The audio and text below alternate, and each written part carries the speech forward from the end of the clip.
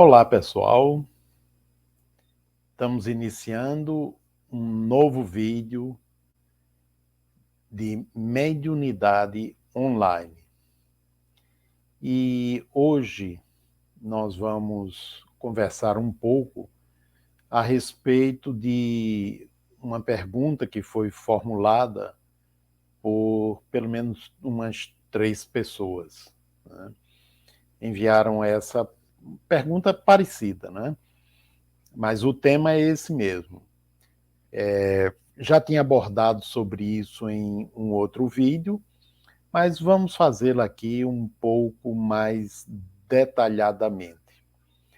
A pergunta é: há perigo numa reunião mediúnica? Sofre algum risco aqueles que participam de uma atividade mediúnica? E a pergunta é relacionada com o tipo de espíritos que comparecem ou que participam da atividade mediúnica. Bom, eu tenho dito que mundo espiritual não é uma coisa etérea e esfumaçada. Não são seres abstratos, são seres bem concretos, né? Tanto quanto nós. Só que numa outra dimensão. A vibração da matéria que compõe as dimensões que eles habitam são diferentes da forma como a matéria no nosso plano, né, vibra, as moléculas, os átomos. Então, vibram numa dimensão, numa velocidade imensamente maior do que as das moléculas da nossa matéria. E por isso nós não a sentimos, nós não enxergamos, né? Está fora do nosso alcance. E está fora do alcance ainda dos instrumentos que a nossa tecnologia já desenvolveu. Mas isso não significa que não interagem conosco e nós não interagimos com eles. Muito pelo contrário, né?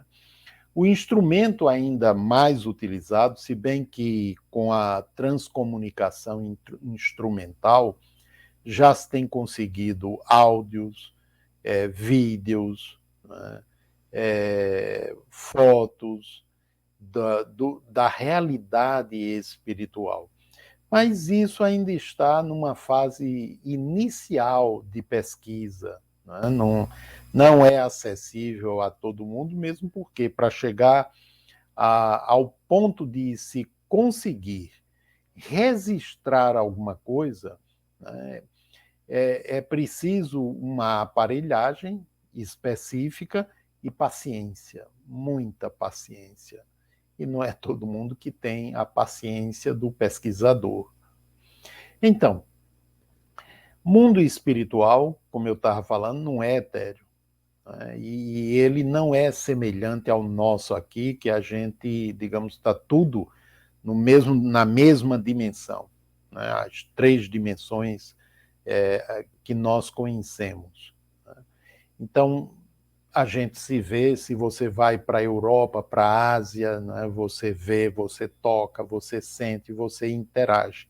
Então, esta é uma dimensão. Mas as dimensões espirituais são diferentes. Espíritos de um nível evolutivo mais baixo, eles não conseguem enxergar e muitas vezes nem sabem que existem dimensões superiores a dele, né? Que existem seres mais evoluídos do que eles, né? E eles não têm, às vezes, nem a menor ideia disso. Alguns sabem, mas uma boa parte não tem ideia, assim como nós aqui não temos, na maioria, ideia dessas outras dimensões, muito embora a física moderna, já há algum tempo, aborda essa questão dos outros universos, das diferentes dimensões. Mas isso ainda está muito em termos da especulação científica. Porém, né, o ser humano interage com essas outras dimensões desde que ele vem se afirmando sobre o planeta como tal, como ser humano, né? A gente encontra relatos sobre isso nos textos muito antigos, na própria Bíblia. Eu já disse que vou fazer alguns vídeos sobre a mediunidade na Bíblia, mas isso vai ser mais adiante um pouco, e aí vocês vão ver como ela está presente na Bíblia, com outros nomes, com outras terminologias, um vocabulário diferente do atual, obviamente. Não é? Então, o mundo espiritual, na verdade, são mundos espirituais, são dimensões. Aquelas mais próximas da crosta terrestre ou que interagem conosco, são, são habitadas por espíritos do nosso top evolutivo ou espíritos ainda mais atrasados, né? Ou, obviamente, digamos, aqui no planeta Terra, encarnados estão espíritos de diferentes níveis evolutivos.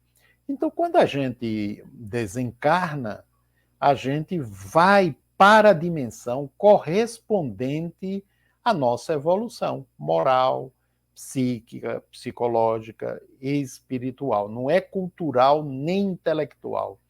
É de acordo com o nosso mundo interior, do ponto de vista ético, moral e espiritual. A gente vai para essa dimensão. Já disse também que não existe o tal do inferno, né? Mas existem zonas que, digamos, seriam semelhantes àquilo que se convencionou no catolicismo denominado de purgatório. Na Bíblia, a gente não encontra a noção de purgatório, né?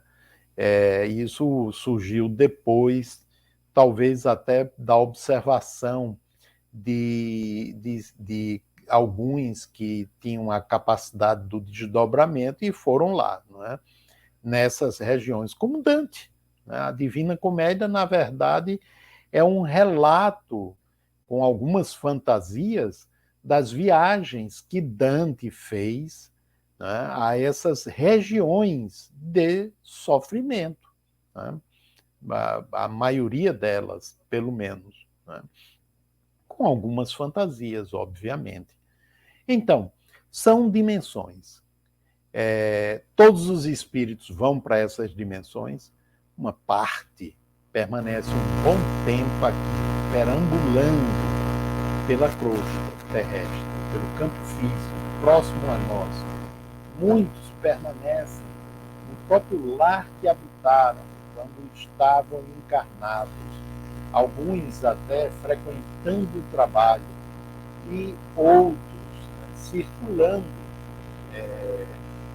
pelas áreas urbanas sem entender o que ocorreu com eles, sem terem a noção de que já não se encontram mais no plano físico.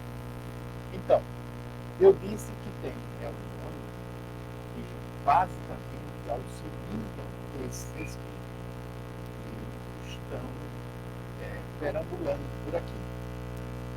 E não têm uma noção precisa. Alguns até sabem que já morreram, mas não sabem o que fazer. Então, nessas reuniões se auxilia esses espíritos, com o propósito de eles serem recolhidos, né, pelos amigos espirituais que trabalham nesse setor. Aí vocês poderiam perguntar, mas esses amigos espirituais não poderiam recolhê-los sem a participação dos encarnados? Poderiam e eles fazem, né? Eles não dependem de uma reunião mediúnica. Mas o que é que ocorre?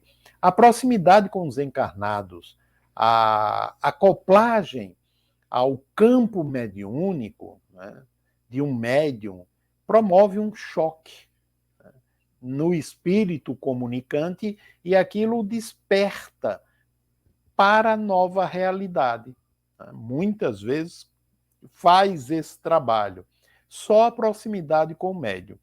Mas essa proximidade coloca-o muitas vezes em disponibilidade para receber a ajuda, que antes não estava sendo possível, né? Porque aí vocês poderiam perguntar, por que é que os espíritos não recolhem todos eles? Porque muitos não criam a condição psíquica e espiritual para serem recolhidos. Outros não, na medida em que estão desencarnando, já estão vendo os familiares, amigos, que vêm com alegria abraçá-los, porque a morte para nós é terrível, né? É muito dolorosa. Mas para aqueles que estão no plano espiritual, a família do lado de lá, é uma alegria receber, né, de volta o ser que está retornando. Porque, na verdade, é um retorno. Saiu de lá, está voltando para lá. E aí retorna para o seio da grande família que havia deixado para vir para cá para uma nova experiência com o propósito de evoluir. Então, são essas diferenças. Aí o que é que ocorre? As reuniões de auxílio aos desencarnados são espíritos desse tipo, desse teor. Então, essas daí incorrem em bem menos risco, né? A possibilidade de risco é bem menor, mas há algum também. Mas eu vou me deter mais no outro tipo de reunião, né, para falar sobre os riscos que existem.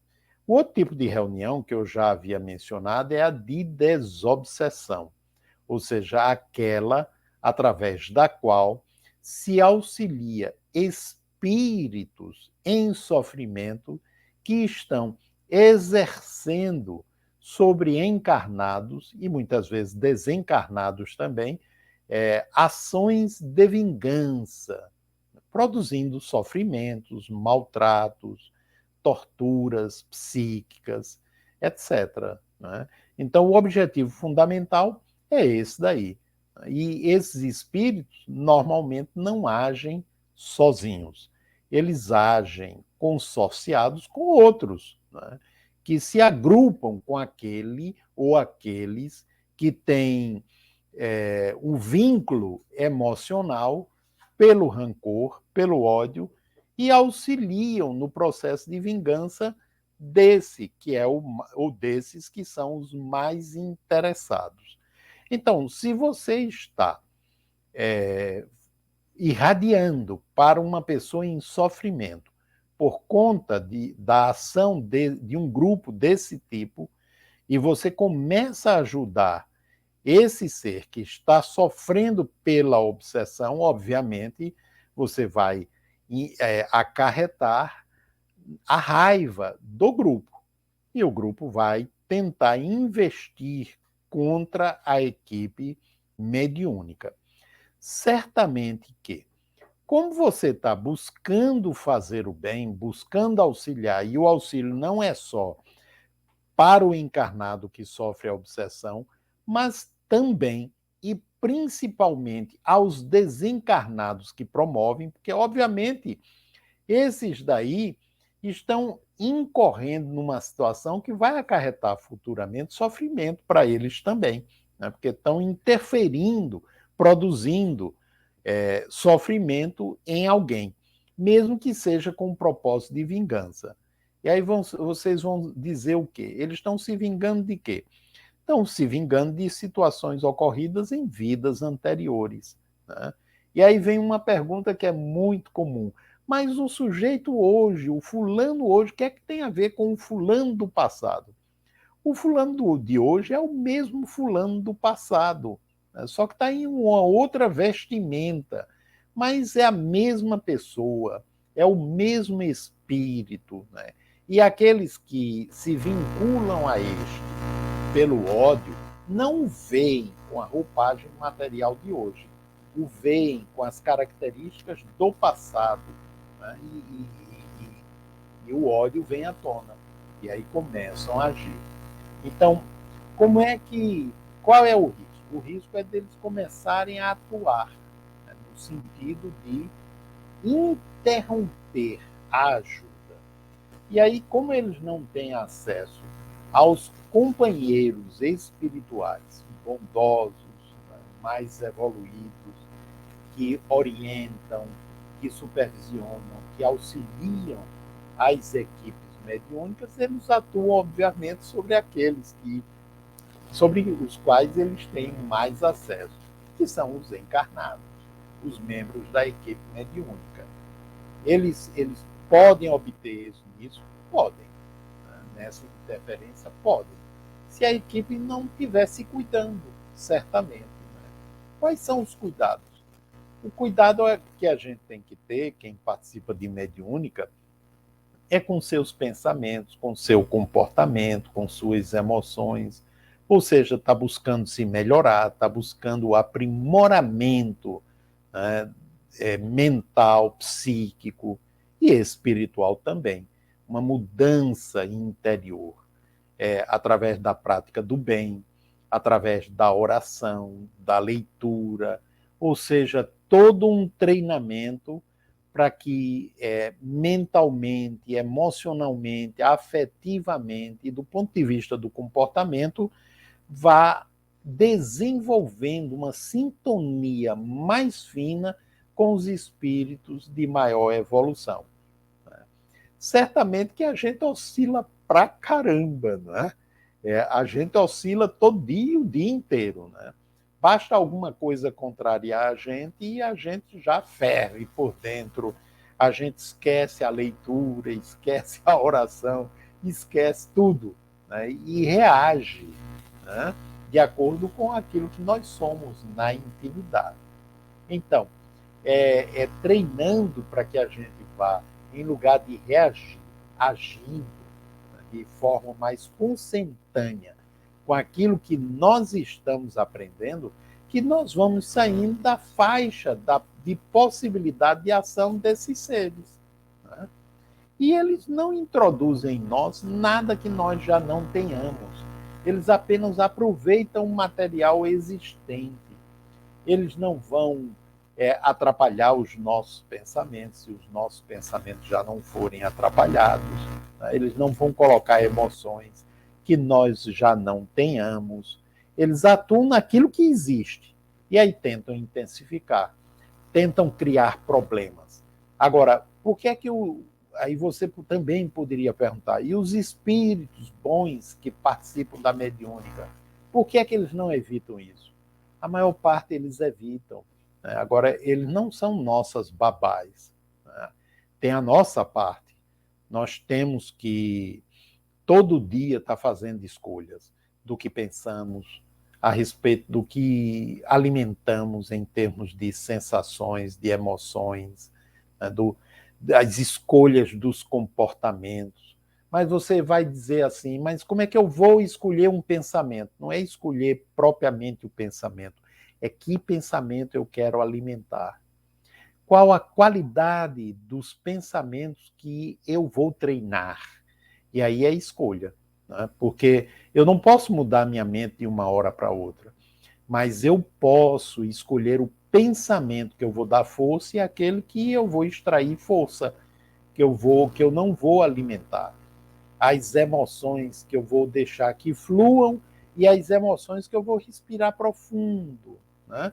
Para lidar melhor com elas, atenuando-as, transformando-as. E aquelas reações, né? Eu aprender a conhecê-las para poder melhorar. E com isso eu vou criando esse campo, um campo protetor, que impede uma ação mais efetiva desses espíritos.